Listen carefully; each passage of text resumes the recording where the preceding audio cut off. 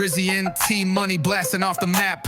Mic check one, we igniting the chat. Big thoughts, big laughs, real talk on tap. From the stars to your ears, it's a certified slap. We break limits, no rules, no fear.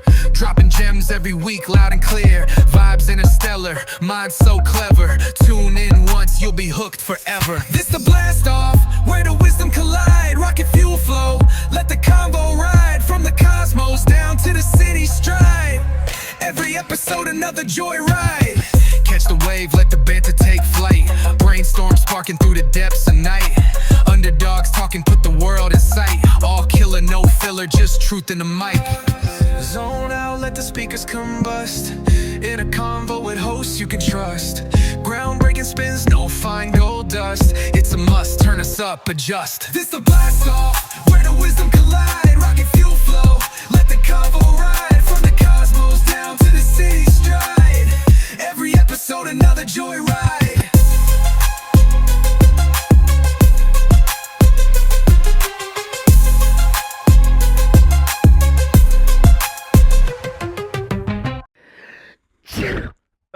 Don't sneeze on me. Sorry, T-Money. Get the hell out of here, Drizzy. Okay. Everyone, welcome to the Don't Sneeze on Me podcast with Drizzy and T-Money. I'm Drizzy. Thank you so much for joining us for our very first episode. I'm so excited to have you here. Let me take a second to introduce my co-host, T-Money. What up? What's going on, guys? So, thank you for joining us. As Drizzy did say, this is our first show, and it's really a show about anything and everything. So, I like to compare it to Seinfeld, but worse. But at least you guys will get a little idea of who we are. We're going to give you our opinions. You may not agree with them, and that's perfectly fine because, as I've said to Drizzy, opinions are like assholes. Everyone's got one. And they all stink. Absolutely. So, on today's episode, we're going to take a deep dive into a Hollywood classic, Forrest Gump. But how would Forrest Gump's story have been if the gender roles were reversed and Jenny was a guy and Forrest was a girl? Do you think that this cult classic that everyone always talks about and loves would still be beloved by everybody? Because, I don't know. I'm feeling like it probably wouldn't. How about you, Drizzy? I feel like there would be a different crowd reaction to that in theaters, you know? If you think about the role reversal here, we'll say Jenny, we'll call him Jeff for the purpose of this, and Forrest will get the lovely name of Forrestina. So original, right? I mean, come on. It's classic. It is classic. Classic. So for the sole purpose of this episode, we'll be talking about Jeff and Forrestina and their lovely romance. Or so-called romance, if you really want to go that direction. Yeah.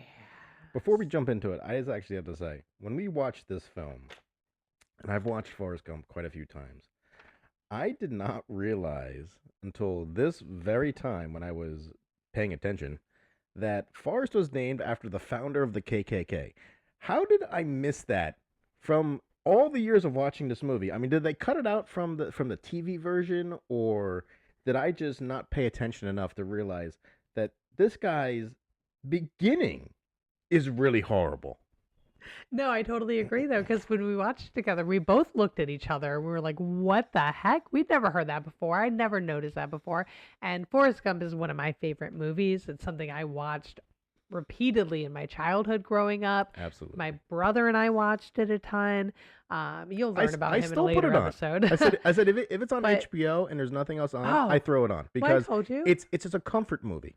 I threw it on the flight on the way home, and I cried on the airplane, and it was I mean, of course, but I loved the film. Who cries at Forrest Gump? Me. Nobody cries at Forrest Gump. Me, anymore. almost every time I watch it. Not since it's an older movie. Well, I don't know if I would cry the same way if the roles were reversed, though.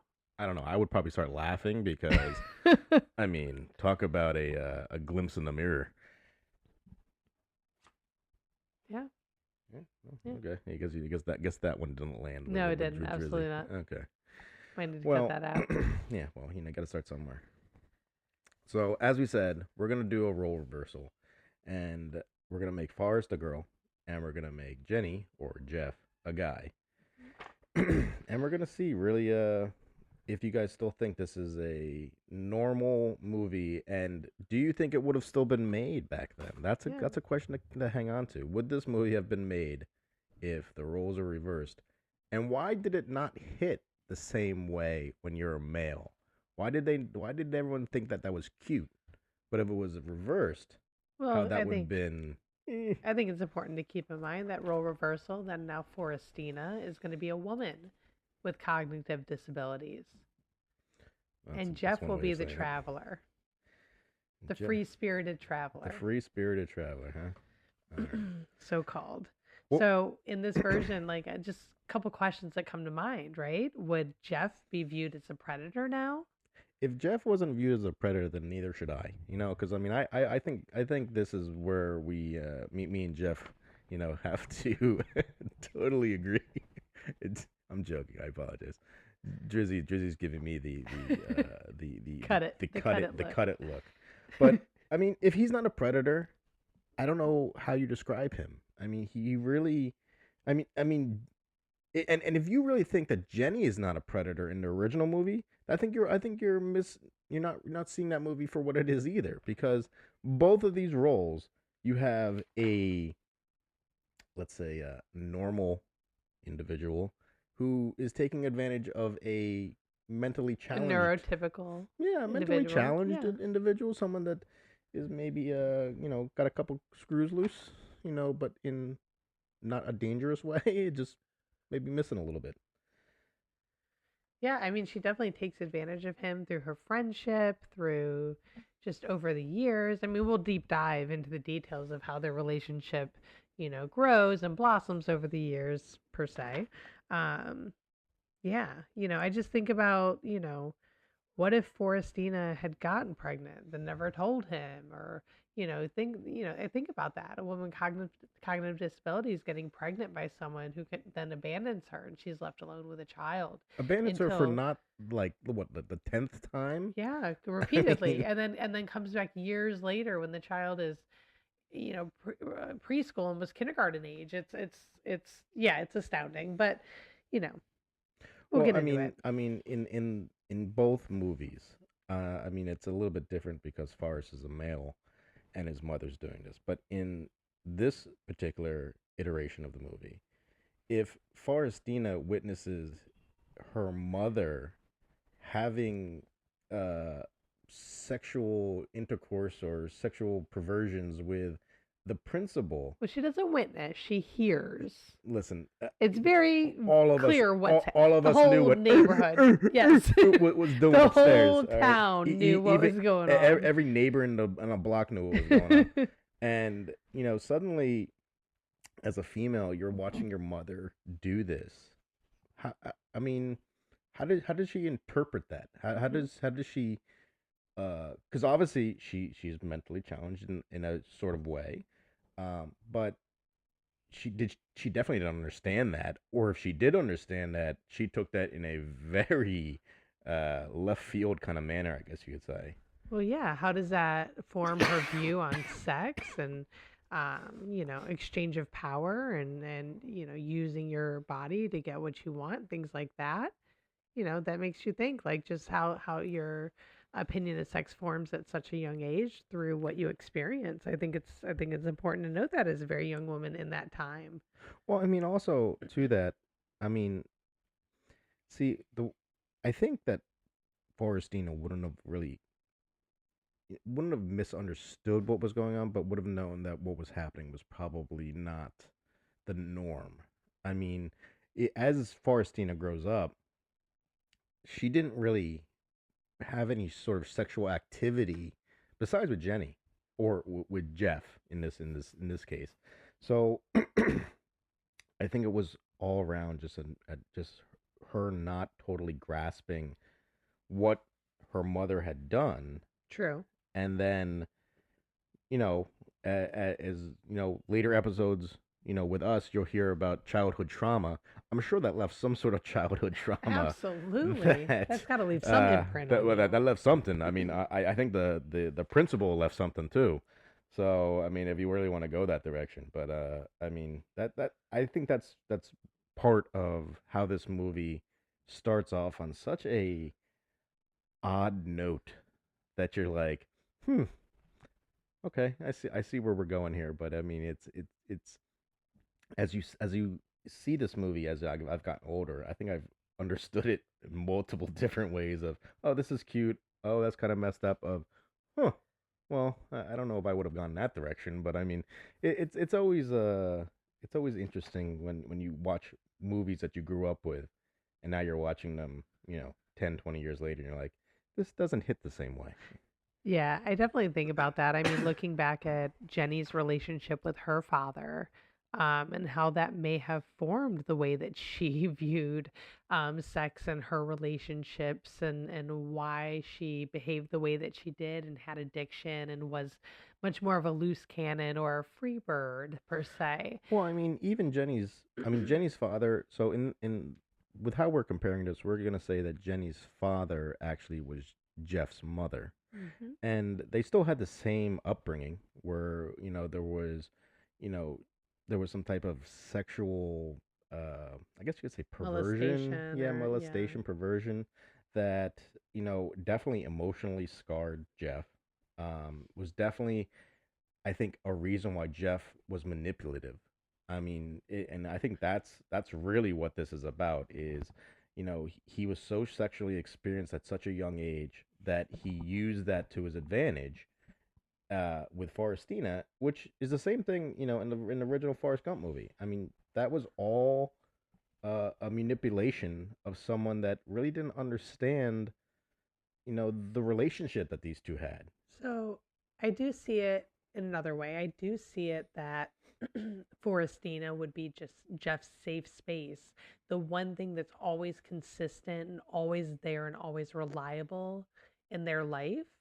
But because of their upbringing with their parent, because of how they were raised, because of the sexual abuse and trauma they experienced, the first thing they wanted to do was run away when they were out in the field saying, make me a bird, I'll fly away. The very first thing they wanted to do was run away. And that's what they did consistently. First, they ran, who was it, to their aunt's house or their grandmother's house. And then they would run away to Forestina's bedroom when they got scared at night. And then as they got older, consistently just ran from everything over and over again. Could never commit to anything, could never be consistent.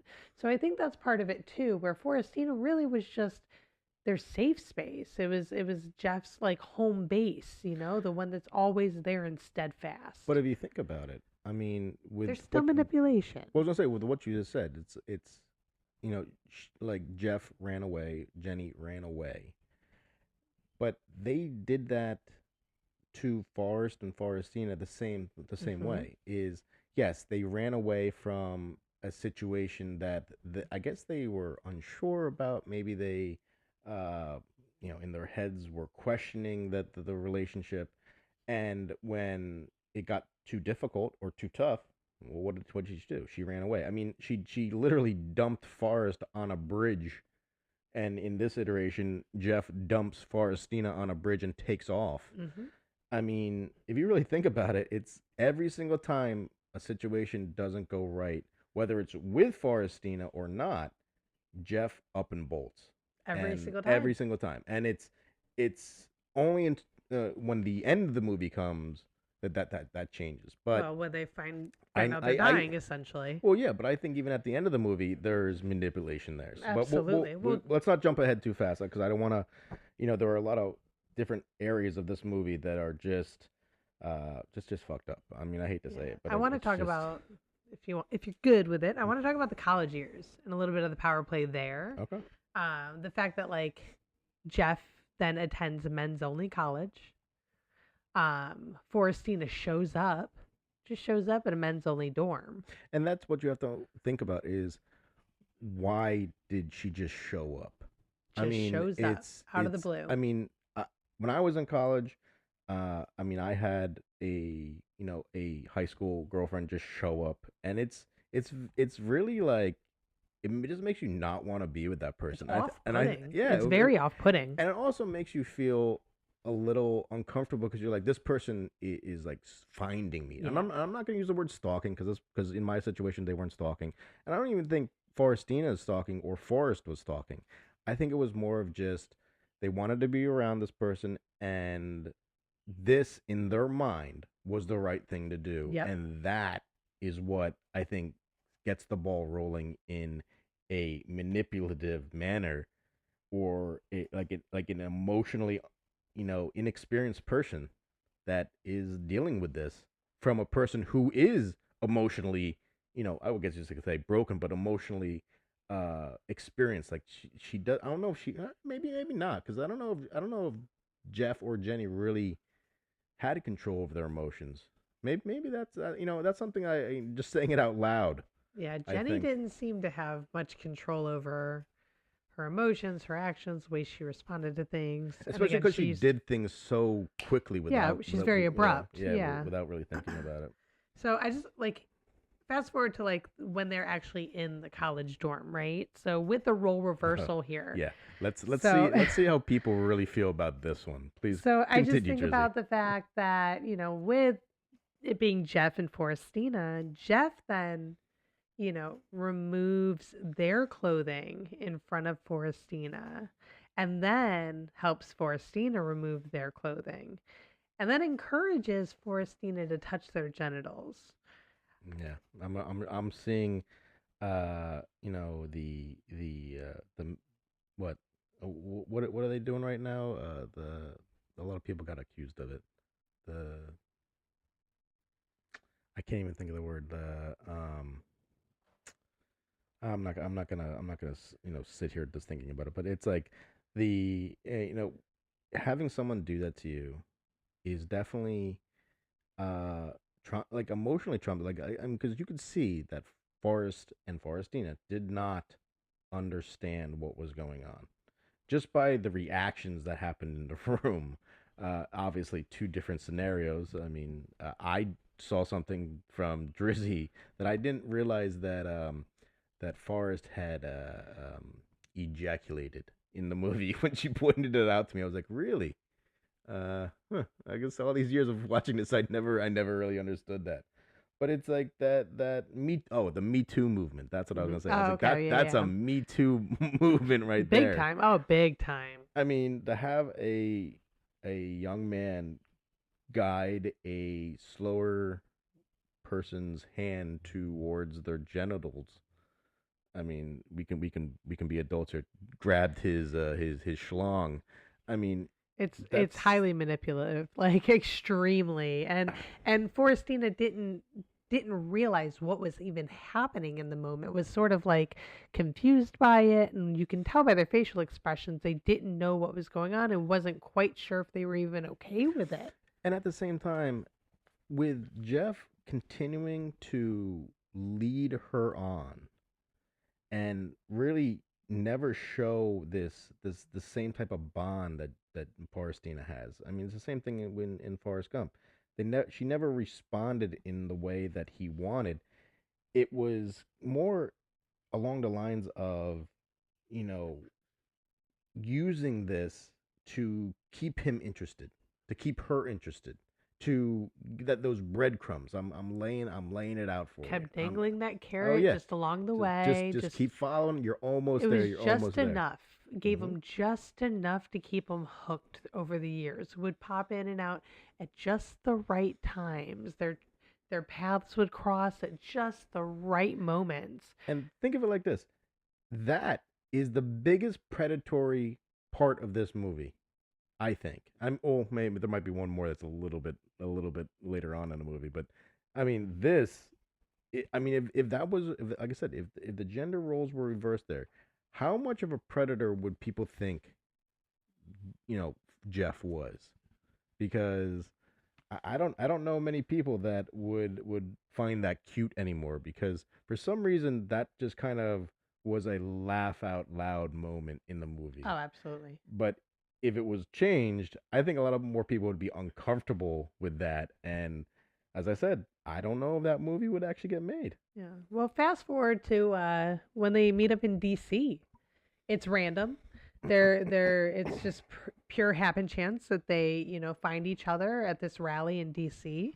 Um, and just how that whole dynamic flows throughout that. And just some of the dynamic of like their conversation.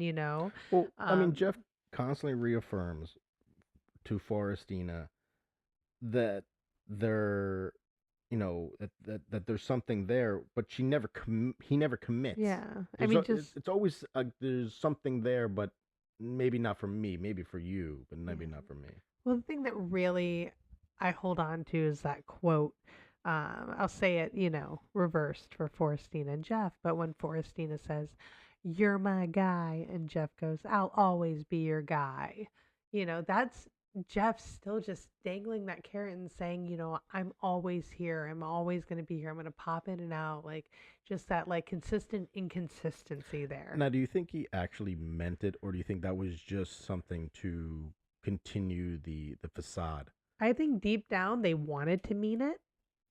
I think because, like I said, I think that Forrest is their home base, and I do feel like that's the safest person that well, Forrestine is the home base, and I think that's the safest person that Jeff has, and I do think, in a sense, they do mean it, but I think their judgment, their actions, and everything are just so clouded by addiction and the lifestyle that they have and how they grew up, and and it's really unfortunate, but Well, I I do think mean, there is a deep love for Forrestina there. Forrestina clings to this hope. I mean, with Jeff, and I mean, have you noticed there's never anyone else in Forrestina's life ever? No, I mean, never. besides his mother. I mean, that was the only person I think he loved besides besides Jenny, but in this iteration, Jeff. So that's what I'm trying to say is, there was always this these little acts of affection, this little uh this little you know flicker of hope that something else was going to come from this. And that I think that's what how Jeff weaponizes the emotional support and physical intimacy he's using that later on in the film. But I mean, I think even with the college scene that we just discussed, I mean, he uses intimacy as a weapon, just like you know, just like Jenny did in the original film. 100%. All right, so let's do a deep dive into that. I've been excited to talk about this conversation because it's so interesting with the role reversal here. So let's talk about when Jeff reappears. Jeff just shows up at Forrestina's house after years away, right? Just walks across that lawn. My cat wants to be all a part of this conversation today. The cat is asking us to be the third wheel.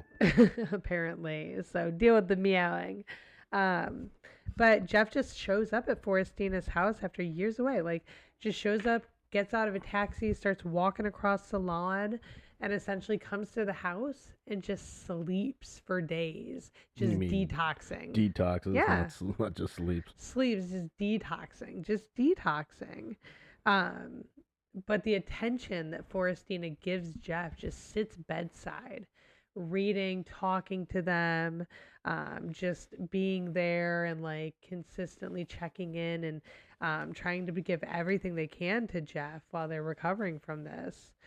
And you can see that Forrestina also doesn't understand why Jeff is sleeping for so long. No, doesn't have a clue. It must, in the movie, it was just must be extra tired. It's like, no, anyone can see that there's another layer to this.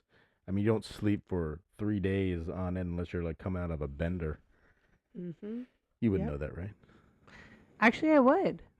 I would. I've been in a position like that before when I was 18. So my first apartment. Oh, I was talking about the bender. Yeah, I'm talking about that too. I was gonna say, I was like, you've been in a when I was young. Jeff relationship. No, when I was young, I went through it with addiction, and I went on a bender for a little longer than I should have, or anyone should have, and I fell asleep for about 3 days straight. My roommate almost took me to the emergency room, but eventually my head popped up off the couch. She went on a bender with baby aspirin. Yeah, baby aspirin, we'll call it that. But, so I understand what that 3-day recovery is like. You are out, you don't exist. That's it. Your body is literally in recovery mode, just trying to bounce back. So, but he doesn't understand that. He's just trying to figure out, oh, she must be tired from the travel and all the trip that she took to get here and everything. Um, I do think it's interesting though when she wakes up. Well, she wakes up and it's definitely I can hear you. Yeah. Yeah. Okay. She definitely wakes up and it is um she's playing house, or he's playing house, Oh yeah. basically. I mean, that's what this is. It's the first time that there's been some actual, something was support behind it. I mean, the Jeff and Jenny have lived a wild life. I mean, traveling, probably not eating for days. Probably not showering for days. It is the 60s and 70s, so wonder what that bush smelled like. But it's just one of those things that you know, she's playing a role, she's acting, or he's acting, and unfortunately for Forrestina, they don't understand that this is not real, that this is there is some sort of realness behind it, but I think it's more of a facade that he knows that he can do no wrong in Forrestina's eyes, Yeah. and there will always be that support system there. Whether he could kill somebody, and Forrestina would be like, "Well, it probably wasn't your fault," Yeah. No, she would always back him up because she does have a very deep love for him. Maybe a little bit misguided, but it's there and it's genuine and it's true. Um, I do think about like the dynamic here when Jeff starts buying Forrestina gifts, like the tennis shoes, and then starts just being more physically affectionate, a lot more hugs, Yeah, hands on the knee, hand on the touchy-feely type shoulder, of more thing. Yeah. touchy feely, and they genuinely start, like you said, playing house, acting like a married couple. Um, it's just very interesting, and it was really sad to just kind of see the scene again when Forrest asked Jenny to marry him. And she goes, Forrest, you don't You want to don't want to marry marry me. Yeah. me. And he's like, I may be dumb, but I know what love is. But thinking about that, then coming from a woman's perspective, of a woman professing her love and proposing the marriage and being denied again, but then that person still just being there. But then that later that night, Well, it's like I said, it's a manipulative, type of reaction. I mean, I think when in both iterations of the movie, I think that broke, Forrest and Forrestina's heart. I mean, it was just oh like, yeah. no matter what, I'm never good enough. But then the manipulation continues when Jenny or Jeff, let's talk about Jeff because we want to talk about this from that From that perspective, right? perspective, yeah. Jeff then sneaks into Forestina's room that Well, I mean, night. just pause right there. Now, is it still just a cute, scene where, a guy now sneaks into a girl's room and they have sex? I mean, After she professed her love, asked to marry, he denied her. Then later that night to try and basically win her back emotionally. and not only win her back emotionally, but said, "I love you," Yes. or "I do love you," Forrestina. It's like it's pulling the strings again. It's leaving that opportunity for, leaving that door open just Yep. a little bit, just enough that there is hope. It's He takes her virginity and then he sneaks off in the middle of the night and is gone yeah. before Forestina can even wake up. So like you said, it's her, one, going back to her childhood and leaving, but also it's whenever, I think it's whenever he's scared. Yeah. Whenever there is It's too much. uncertainty, or like you said, like there's too much going on, and the reaction is to get away from that. But it just shows that there is really no. I mean, to me, I just feel like there's not a real love there. There is a manipulative person who uses you to get what they want, but also knows that you can literally do anything and this person will be there to support you. And even if you came back in 10, 15, 20 years, this person would Still still be there. I mean, and Steadfast. they could be married and have a whole nother family, and they Mhm. would drop them like a hot potato. Yep. So I mean, Well, then I think it's about like Forrestina was like she was devastated after this, right? Like Jeff leaves in a taxi in the middle of the night, whatever, and then it's just left kind of sad and lonely and like moping around and like not really sure. Their bearings are thrown off. They were just, I mean, they just lost their virginity to the person that they believe that they are like head over heels in love with and want to spend and their then head life over with. heel and loves them back, Yeah, which they don't. they don't. I They mean, don't. Forestina becomes Jeff's safety blanket. Mhm. I mean, he's there when when they're the most vulnerable, when they know they have nothing, they know they have no one, but Forestina is there and Yeah. will always be there because Jeff has nobody else. No. Let's talk about the final act, right? Forestina is sitting at that bus stop, Eating her finally chocolates, eating her chocolates, licking her fingers. telling her whole life story to any stranger that'll listen, and then she finally realizes that she can just run right on over. Sitting entirely too close to people. She can run right on over to Jeff's house. And when Forestina shows up at Jeff's She's house, not showing up alone. she's not showing up alone because She the has last time she, they were together when she lost her virginity, she has another mini animal next to her. the last time when they were together and she lost her virginity, it left a permanent impact on Forestina for the rest of her life as she Sorry.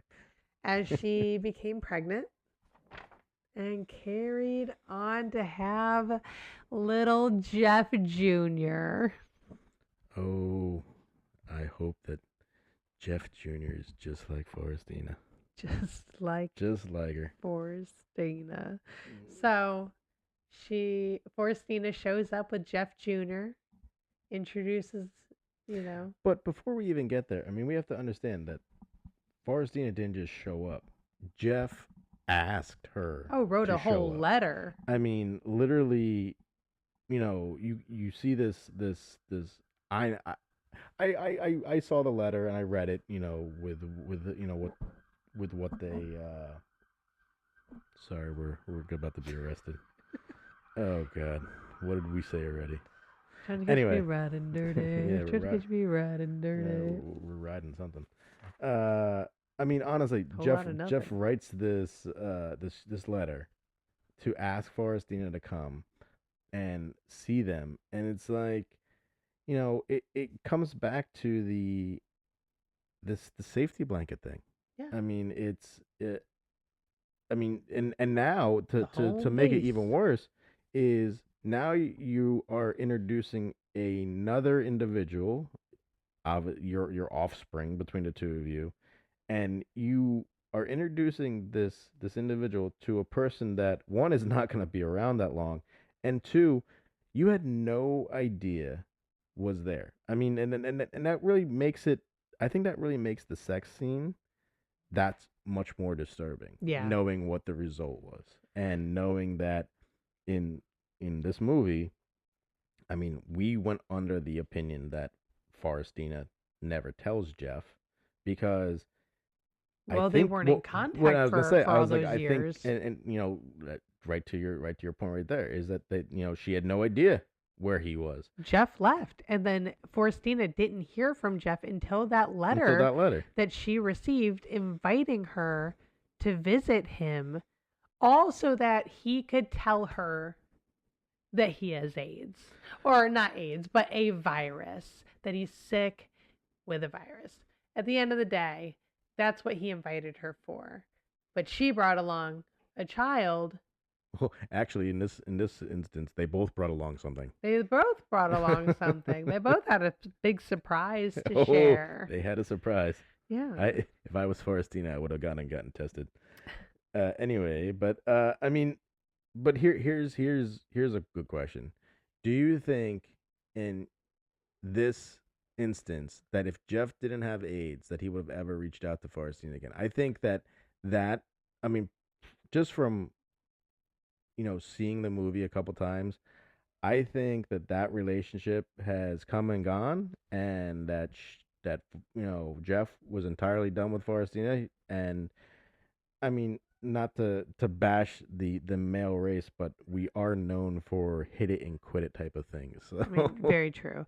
Um, you know, I I think that Forestina was viewed as a caretaker, seeing how she took care of her mom through the end of life there, and I think that Jeff saw her as a steadfast caretaker and someone who could be reliable and someone that they did have a deep connection with and could go through the end of life with because they couldn't live this lifestyle anymore.